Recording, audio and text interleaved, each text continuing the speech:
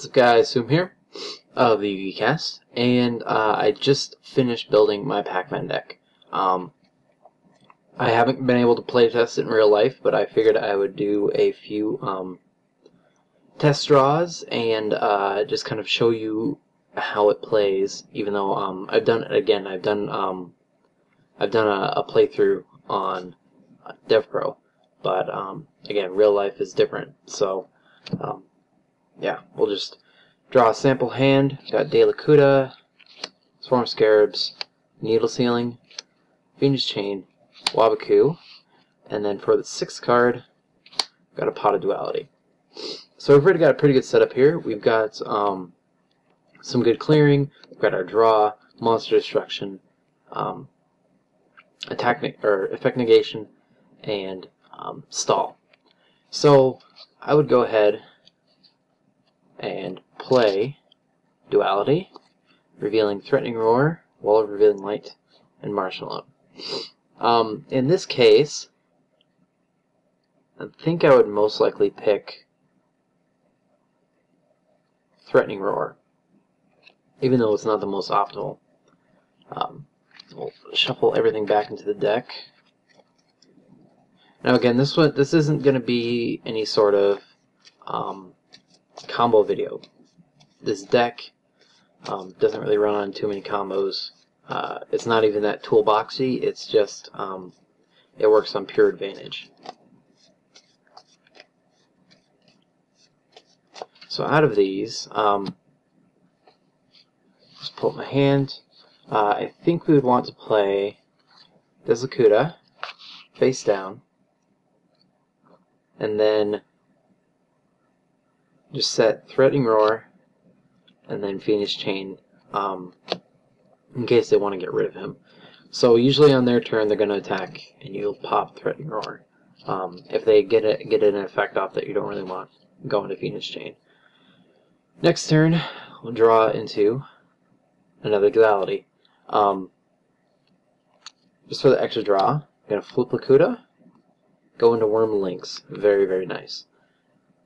Activate Duality, and then we reveal Steel Cage, Swarm of Scarabs, and Wabaku. Definitely want the Steel Cage in this situation.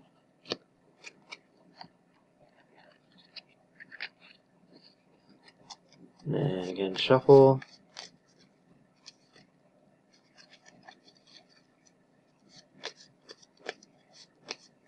Of course, reminding your opponent to tap or to cut. And there you go. Definitely, you know, if I had a monster get over, or you know, they didn't get a monster out, I'll usually attack with Lakuda, and then flip them back face down, main phase 2.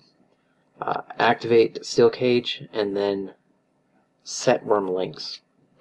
The important thing about this deck is, yes, you can hide behind your swords and your Steel Cages, but you always want to have one of your chainable stalls set. So I'll go for Wabaku. Now, in this case, we're starting to build up monsters, so probably next turn we can definitely go for Needle Sealing, or even if your opponent is playing faster, since you already have 2 face-down monsters, it's a good time to set Needle Sealing, as they'll probably have 1 to 2 monsters, and then you have your 2 to give you the numbers, and your 2 monsters are face down. So this could be a good time to play Needle Sealing, but I'm going to hold it. Again, opponent's turn, say they activate a mist on this. Oh darn. And hopefully, you know, they know this is Lakuda. I mean, this is just speculating. They know what this is, and it's not giving them too much of a threat. So they're going to probably attack into this. Should be Worm Links. Now that it's face up, on your opponent's end phase, you get a draw card. Go into Locust. And then draw phase, we go into another Locust. Flip Lakuda, and then go into Marshmallow. We're setting up pretty well here, but it's still a good time to stall.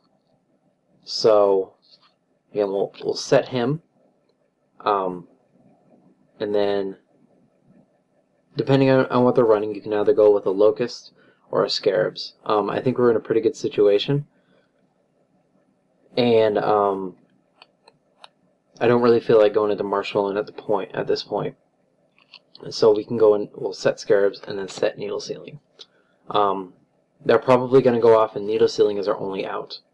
But I will end my turn, draw for Wormlinks. They'll go off. Needle Sealing in this case is essentially your Mirror Force. So when they attack, you're going to activate that, losing Wormlinks, which is kind of sad.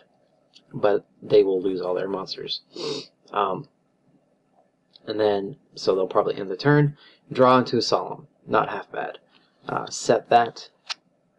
Flip Lakuta, again for a draw. This is how it works. It's pretty amazing. And now that we have these two monsters, we're still going to play it safe for a little bit. Set that in case they summon something in main phase 2. Swarm of Scarabs to kill that. So we're still getting our setup pretty well.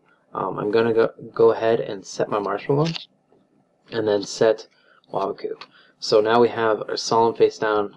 We've most likely activated Phoenix Chain. But yeah, we'll just leave that face up, because why not? And then we have our Waboku, which is the stall for the turn. So we're gonna keep going. They're probably gonna they're probably gonna attack things. Let's say this one. So they attack, activate Waboku, and that. So that's now face up. But we're getting a pretty good situation going on here. So they're gonna end. Draw into Steel Cage. This is a good situation to go off, but we'll see what we draw with Lakuta. Go into another Steel Cage. And then, you know, let's see. With what I have here, I could definitely go off pretty hard. So we will flip summon Marshmallow and then summon Scarabs. This gives us a good amount of fodder.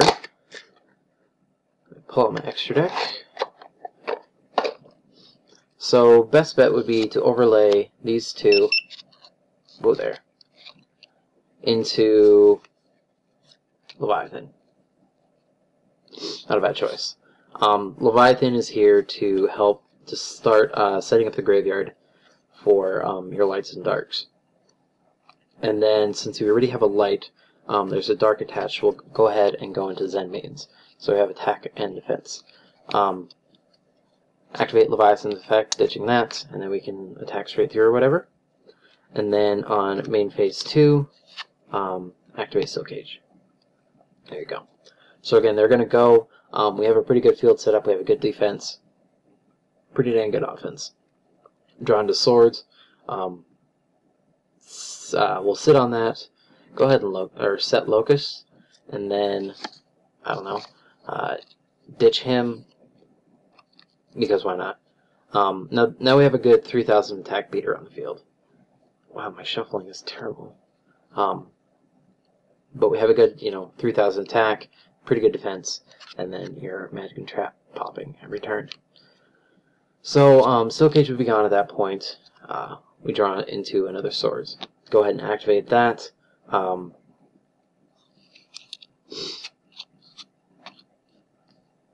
And I usually like to wait until I draw into BLS to really start going off. But we'll go ahead and Locust, popping a Magic or Trap, another Locust, and then most likely overlay into my extra deck is pretty good. I've got more of those and extra Zen Maidens depending on situation, and then got each of the Jins.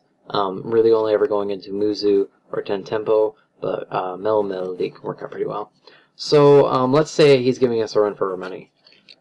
We'll go ahead and pop or set another Zen Maidens. Most likely he's already done that, and we've popped a card. So him being in 3,000 is a better choice instead of in defense mode at 0. And we still have these in hand to keep gaining advantage. Draw into a Threatening Roar. Like past that, this is just kind of the playability. You sit, as you saw, sit and gain advantage. I really didn't get too many of my draw cards out, but let's see how long. Cast Sorcerer next turn, so he would have been automatic. We have our graveyard set up properly, and then bam, we get him. After that, we got Dark Bribe.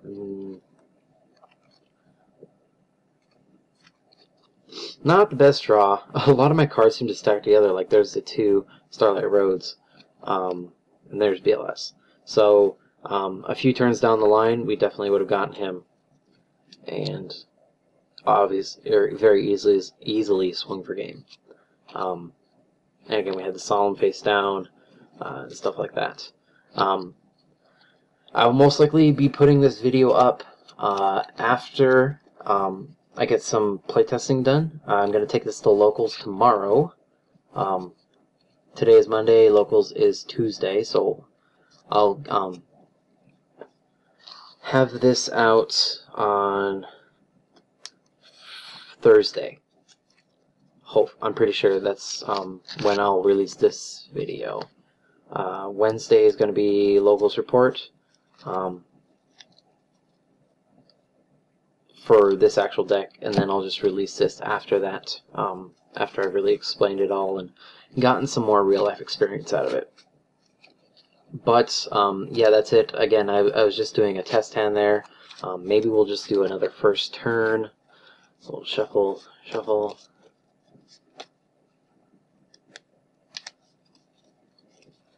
After I start getting bad draws like that, I usually like to do some pile shuffling.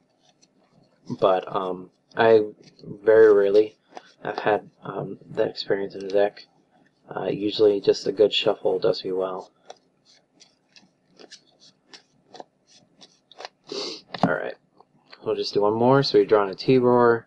This is a lot more, multiple T-Roars. Number Steel Cage, Phoenix Chain, Marshmallow, and then 6 cards, Chaos Sorcerer. So that's not half bad. We get to sit for 2 turns, and then set that, and just sit on those. And then draw into another one.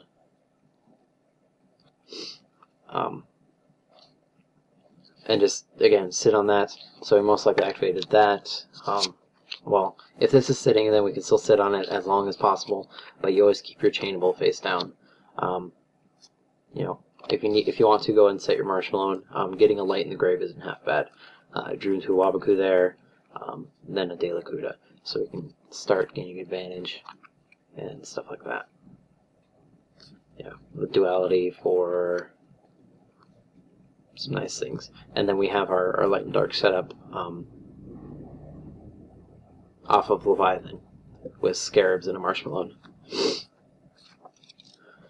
So again, it runs pretty consistently. It has a very interesting playstyle, and again, I'll elaborate further and give you some real-world experience. Well, I would have yesterday. So again, this is weird. I'm doing this a little differently, but it makes more sense to me to give you a full profile and then show you a little bit how it plays. But anyway, put this back in the box. I will see you guys later. As always, I don't know, Flaws started doing this, so I might as well too. If you feel like it, like, comment, and subscribe. Follow the Twitter, follow our Twitch, and every Friday and Saturday night we will be streaming on there. And as usual, for me at least, my personal favorite is just to follow the Twitter. You'll get upload announcements, and whenever we start streaming, it'll send out a tweet. So that's really your best bet. But again, if you just want to follow the Twitch, you get an email, and of course you do have subscriptions too. But anyway, that is it. Thank you guys very much for watching. This is P.a.c.m.a.n again of the Yu-Gi-Cast, and I hope you enjoyed. I'll see you in another video. Bye.